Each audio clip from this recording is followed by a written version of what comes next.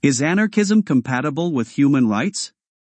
This is a question that has long been debated and discussed among political theorists, philosophers, and activists. At its core, anarchism is a political philosophy that advocates for the abolition of all forms of hierarchical and authoritarian structures in society. It seeks to create a stateless and self-governing society where individuals are free to make their own choices and live their lives as they see fit. But does this vision of society align with the principles of human rights?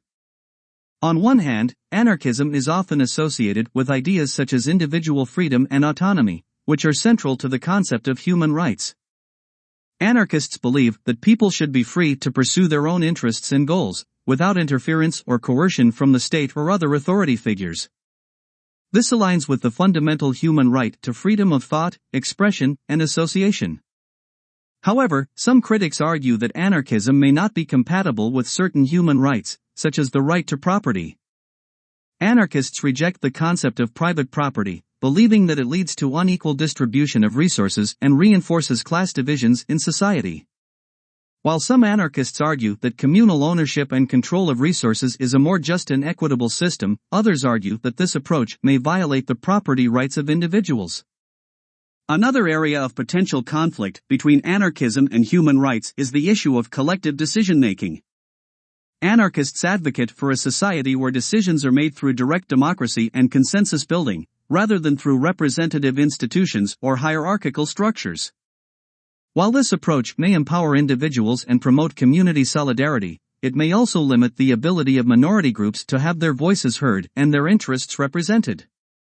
Despite these concerns, many anarchists argue that their philosophy is inherently grounded in human rights principles.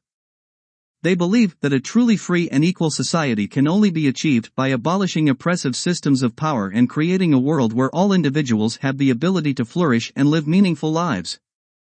In this vision, human rights are not just an abstract concept, but a fundamental aspect of a just and equitable society.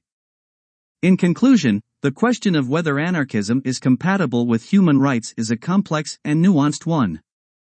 While there may be some areas of potential conflict between the two, many anarchists argue that their philosophy is grounded in the principles of individual freedom, autonomy, and justice that are central to human rights. Whether or not one agrees with this perspective, it is clear that the debate surrounding anarchism and human rights is an important one that deserves further exploration and discussion.